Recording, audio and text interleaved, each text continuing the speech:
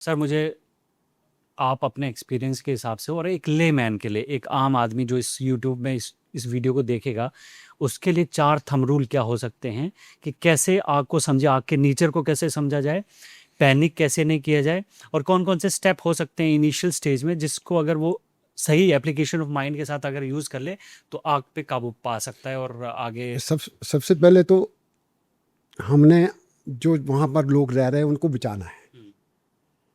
हमें जहाँ जहाँ पर हम रह रहे हैं वहाँ पता होना चाहिए सबको बाहर निकलने का रास्ता क्या है, और वो सही है।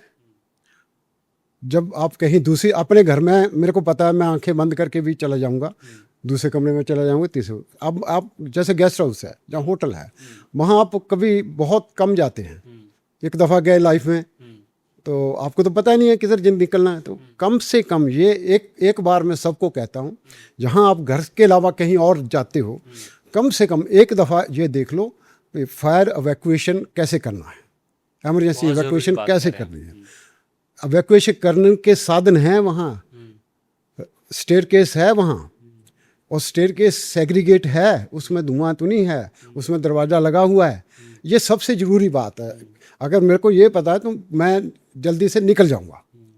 बहुत इम्पोर्टेंट बात जो मुझे अभी आपने बताई कि कभी भी किसी होटल रूम में चेक इन करें, किसी हॉस्पिटल में जाएं, किसी मॉल में जाएं, तो चलते चलते अपनी एक एक वो जो होता है ना हाँ, थर्ड आई वो थर्ड खोलनी आई है। खोल के देखें कि मैं अगर इन केस ऑफ इमरजेंसी में कहाँ से निकल किधर सकता को हूँ, जाऊंगा मैं लोग। फायर एग्जिट कहाँ पे है, बिल्कुल। और कहाँ से यहाँ से निकला जा सकता है। ये बहुत इंपॉर्टेंट चीज़ है जो कि हम लोग, इंक्लूडिंग मी, मैं भी यहाँ पे ये एडमिट कर रहा हूँ कि हम लोग ध्यान नहीं देते हैं ये चीज़ का। उसके अलावा क्या करना चाहिए? उसके अलावा जितना हमारे ऑपरेटर्स हैं, आग जिसको लग सकती है वो कम से कम रखने चाहिए। हम एक ही किचन में 10 ऑपरेटर्स रख लेते हैं, तो वो 10 का वजन जो पड़ता है इलेक्ट्रिसिटी के ऊपर, वो ज़्यादा पड़ेगा, रिस्क ज़्यादा होगा। आप तो होम अप्लाइंसेस की होम बात कर रहे हैं, अप्लायंसेस की बात करता हूँ। जैसे फ्रिज हुआ, माइक्रोवेव हुआ किचन में, चिमनी हुई, और बहुत सारे आजकल लगे, हाँ, एयर फ्रायर भी है, और ये भी है, वो भी है। मैं आपको एक बात बता रहा हूँ। मैं 5 साल पहले मेरे पास, जब किसी के पास 165 लीटर का फ्रिज था। आप आज 165 लीटर का फ्रिज कितने आदमियों के पास है? बहुत कम लोगों के पास है। कम है ना। आज तो मल्टी डोर। मल्टी डोर हो गए, हाँ। उसका रिस्क तो बड़ा है ना, उसके कंजम्पशन भी बड़ी होगी, उसका रिस्क भी बड़ा होगा, उसने स्पेस भी ज़्यादा लिया होगा, बिल्कुल। हर चीज़ बड़ी है। अकॉर्डिंगली हमने अपने आप को तैयार नहीं करा। हमें भी तो अवेयरनेस होना चाहिए कि इसमें कुछ हो जाएगा, स्पार्क हो जाएगी, जब धुआं निकल आएगा तो हमने क्या करना है, वो हमारी अवेयरनेस है नहीं। ना कोई कंपनी वाला बताता है, वो तो यूज़ एंड थ्रो वाला काम हो गया आजकल। ठीक नहीं करना है, और वो पैसे कमाने के चक्कर में लगे हुए हैं सारे। पर ये हमारी जिम्मेवारी बनती है, जो चीज़ हम लाते हैं, जो यूज़ करते हैं, उसको कैसे इन केस ऑफ इमरजेंसी अगर कुछ हो जाता तो कैसे बिहेव करना है हमने, कैसे सर करना। सबसे ज़्यादा जो आजकल जो रिपोर्ट हो रही हैं कि या तो एसी के आउटडोर यूनिट में आग लगी, इंडोर यूनिट में आग लगी, या फ्रिज ने स्पार्क क्रिएट किया, इन सब चीज़ों से आ रही। एक एक करके मुझे होम अप्लाइंसेस के बारे में बताइए। एसी में आग लगने के क्या रीज़न होते हैं, और कैसे अगर मान लीजिए एसी में आग लग जाती है तो कैसे इंसान उसको पे वो कर सकता है? जो स्प्लिट एसी है, ऐसे कई इंसिडेंट हुए हैं। स्प्लिट एसी लगाया हुआ है, ऑफिस में भी लगा रखा, हमने घरों में भी लगा रखा। तो जो उसका मदरबोर्ड है, जो पैनल है, वहाँ शॉर्ट सर्किट हो जाता है। जब उसमें शॉर्ट सर्किट होगा तो वहाँ से स्पार्क आएगा ही आएगा, और वो प्लास्टिक है, पीवीसी है, और गलेगी। उसके बाद में हमने कर्टन लगा रखा उसके नीचे, बिल्कुल। वो कर्टन पे गिरेगी। उसके नीचे हमने सोफ़ा लगा रखा, जो अपना बेड लगा रखा उस पर।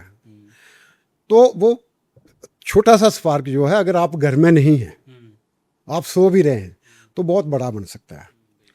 इसका इलाज यही है, हम अपने ऑपरेटर्स को, अपने एसी को, उसकी सर्विस टाइम टू टाइम करवाएं।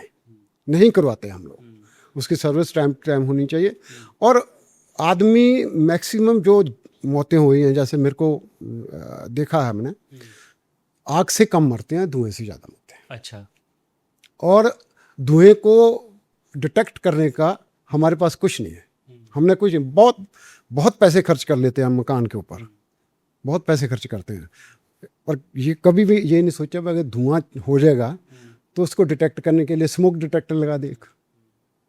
कुछ भी नहीं है, 700 800 900 रुपए की चीज़ है आजकल। स्टैंड अलोन डिटेक्टर आता है। अगर आप एसी वाले कमरे में आप जहाँ सो रहे हैं वहाँ लगा दो, अगर थोड़ा धुआं आएगा तो वो अपने अलार्म दे देगा, आपको जगा देगा। वो उस पर पैसा कोई खर्च करने के लिए तैयार नहीं, उसको बिताने वाला कोई नहीं है। मैं जब मैं अपनी बात बता रहा हूँ, मैं जब रिटायर हुआ तो मैंने ये सोचा चलो यार एक काम करते हैं। तो मैं जहाँ भी लेक्चर देने जाता था वहाँ मैं डिटेक्टर लेके जाता था। अच्छा। 500 रुपये का, 600 रुपये का। मैंने 15 20 50 वैसे बांट दिए। अच्छा। मैं लोगों को चलो यार अपने बुजुर्ग के कमरे में लगा दूँ, रात को सो रहे हैं उनको डिटेक्ट तो हो जाए, उनको अलार्म तो आ जाए। कैसे बाहर कैसे आएंगे, पता कैसे चले, इन चीज़ों को पता नहीं लगता। और हमें एक तो सर्विस बहुत ज़रूरी करनी है, एक ज़्यादा देर चलाना नहीं है उसको, और टेम्परेचर भी उसका 24 जैसे कहते हैं उस पर रखना है, और कम से कम जलने वाली चीज़ें घर के अंदर रखनी है। अब इसका इलाज है, जैसे कर्टन है, फायर रेजिस्टेंट कर्टन आते हैं, उसको हम पेंट कर सकते हैं, सोफे को पेंट कर सकते हैं। अगर बाई द वे स्पार्क गिर भी गया तो वो जलेगा नहीं। अच्छा, मतलब ऐसा ऐसा मटेरियल है कि इनफ्लेमेबल नॉन इन्फ्लेमेबल है। वो आप उसको अगर स्प्रे कर दोगे एक कपड़े के ऊपर, तो अगर उसको आग लगेगी भी तो वो फैलेगी नहीं। अच्छा। तो हम इसके बारे में कोई पता ही नहीं है। हम कहते हैं इसके बारे में देखो भाई, जो हम यूज कर रहे हैं चीज़ वो सेफ होनी चाहिए, ताकि अगर इमरजेंसी हो जाती है तो उसमें जान और माल का कम से कम। आपने स्मोक की बात करी कि सबसे ज़्यादा जो मौतें होती हैं वो स्मोक की वजह से होती है, धुएं की वजह से होती है। धुएं से बचा कैसे जाता है, धुएं को एस्केप कैसे किया जा सकता है, या जब तक कि हेल्प नहीं आ रही है, मान लीजिए फायर ब्रिगेड को कॉल कर दिया है, पुलिस को फ़ोन कर दिया है, जो भी इमरजेंसी हेल्प है वो आ रही है, मगर टाइम लग रहा है और मैं ट्रैप्ड हूँ एक रूम में, एक हॉल में, और धुआं भरा हुआ है, तो मैं सर्वाइव कैसे कर सकूँ? थोड़े से उसके लिए देखो ऐसा है, इसमें अगर आपके ओपनिंग कोई है आपके कमरे में तो कोशिश करो उसको ओपनिंग को बंद कर दो। अच्छा, दरवाजे के नीचे, दरवाजा खुला नहीं है, बंद रखना है। हाँ। अगर धुआं आ भी रहा है उसमें नहीं आएगा, आप बचे रहोगे। और हमेशा धुआं जो ऊपर जाता है छत के ऊपर, तो आपको नीचे रहना है। अच्छा। जितना दमीर के साथ रहोगे उतना अच्छा है। अच्छा। और अगर आप बाथरूम आपके पास में है तो आप गीला रुमाल लेकर अपने मुंह पर भी रख सकते हैं, उससे आपका टाइम बढ़ जाएगा। अच्छा। आप अगर 10 मिनट रह सकते हो तो 15 मिनट रह सकते हो, 20 मिनट रह सकते हो। और बाहर के एनवायरनमेंट से अभी भी मैंने सुना है, मालवा नगर में भी एक अफ्रीकन जो नाइजीरियन थे, जो अफ्रीकन कपल था, वो उन्होंने बचाया ना अपने आप को। उन्होंने बाथरूम में गए, खुद को लॉक किया, खुद को गीला किया, आसपास की सारी चीजें गीली कर ली, और तभी वो सर्वाइव उनको टाइम मिल गया ना, इवैक्यूएशन के लिए टाइम मिल गया। तब तक फायर ब्रिगेड आ गई, जब दूसरी हेल्प आ गई तो बच गए। हम क्या करते हैं, हम भागते हैं, हम पैनिक में आ जाते हैं। पैनिक नहीं करने, और पैनिक ना करने का जो एक फंडा है वो है ट्रेनिंग। आपको ट्रेनिंग करनी है। अब आप अपने आप सोचो यार, मेरे घर में आग लग गई तो मैं कैसे निकलूंगा, किधर से निकलूंगा? तो वो एक बारी आप करके देखो, जाकर देखो। ये हम नहीं करते।